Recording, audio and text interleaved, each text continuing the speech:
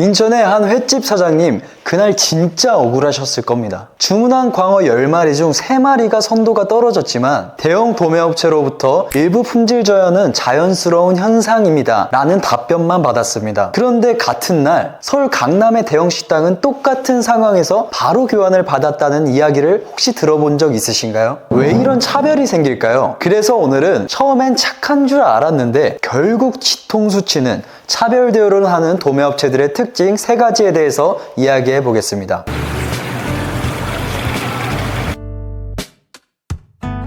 첫째, 첫인상이 지나치게 친절한 도매업체는 조심하세요. 여러분도 한 번쯤은 겪어보셨죠? 처음엔 정말 착하고 다정해 보였는데 알고 보니까 뒤에서 욕하고 이간질하는 사람들, 저도 많이 겪어봤습니다. 그런 사람일수록 앞에선 더 친절하더라고요. 이건 유통업계도 똑같습니다. 1년 전에 제가 수산물 소매 매장을 오픈하고 매출이 2배 가까이 오르면서 이제는 화로 납품도 제대로 받아야겠다 싶었던 시기가 있었어요. 그래서 주변에 평판이 괜찮다는 업체 5곳을 직접 수수문해서 연락을 돌렸습니다. 한 달에 화로만 1,000만 원 이상 쓴다고 하니까 그중 2곳이 정말 친절하게 응대해 주더라고요. 한 업체는 우리는 꼬리나 입에 상처 있는 건 절대 안 드리고 배가 두툼한 것만 보내줘요. 또 다른 곳은 재거래처는 100이면 100, 품질 면에선 다 만족해 합니다. 이렇게 자신감 넘치게 이야기를 했습니다. 그래서 저는 그 2곳 중 한 업체를 선택하고 일주일을 써보고 괜찮으면 쭉 가겠다고 답했습니다. 초반 2주는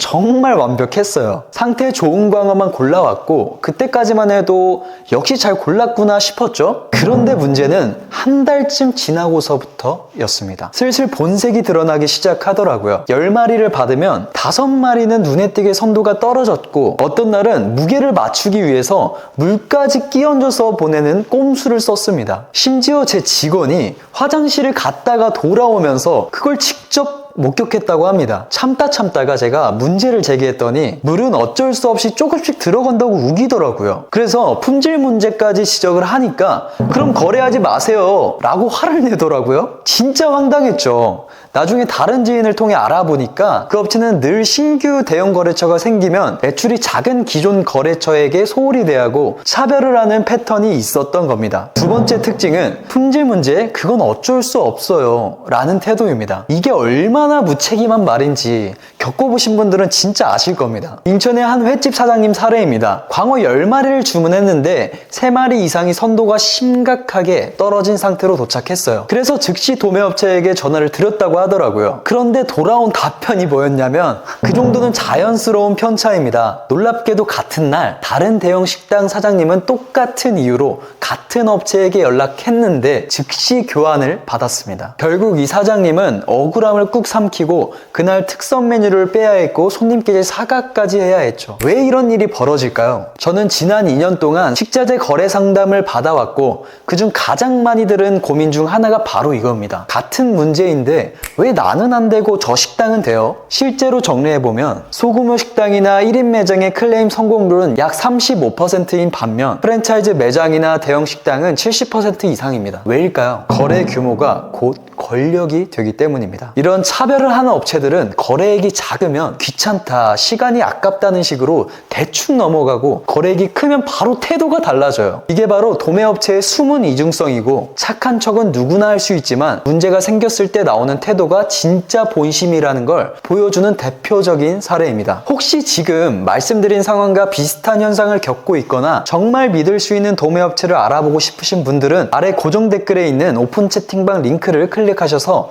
저한테 편하게 상담을 신청해주세요. 도매업체 연결, 단가 비교, 클레임 대응 전략까지 제가 할 수 있는 건 모두 도와드리겠습니다. 마지막 3번째 특징은 이겁니다. 우리가 다 보상해주면 남는 게 없어요. 장사하는 거 다 똑같잖아요. 사장님도 이해하셔야죠. 이런 식의 말입니다. 사실 이 말 언뜻 들으면 맞는 말 같아 보일 수 있어요. 근데 잘 생각해보세요. 이건 거래가 아니라 떠넘기기입니다. 전남의 한 식당 사장님이 저한테 이런 얘기를 했어요. 자기네 가게는 일주일에 3-4번 정도 물건을 받는데 그중 한 번은 반드시 뭔가 문제가 생긴다는 거예요. 문제는 그럴 때마다 도매업체가 사장님도 이해해주세요. 요즘 다 어려워요. 이렇게 말하면서 늘 피해는 사장님 몫이더랍니다. 근데 제가 딱 말씀드릴게요. 어려운 건 알지만 책임과 이해는 다릅니다. 이해를 바라는 업체가 책임을 회피하면 결국 고통은 도매업체가 아닌 식당 사장님들이 혼자 다 짊어지게 돼 있어요. 진짜 좋은 도매업체는요, 이익이 줄더라도 신뢰를 지킵니다. 그게 지속 가능한 관계고 클레임 한 번 해도 그 업체를 계속 쓰고 싶다는 이유가 되는 거예요. 오늘 말씀드린 도매업체의 3가지 특징 다시 정리해드리자면, 처음엔 친절하지만 나중에 뒤통수 치는 업체를 조심하세요.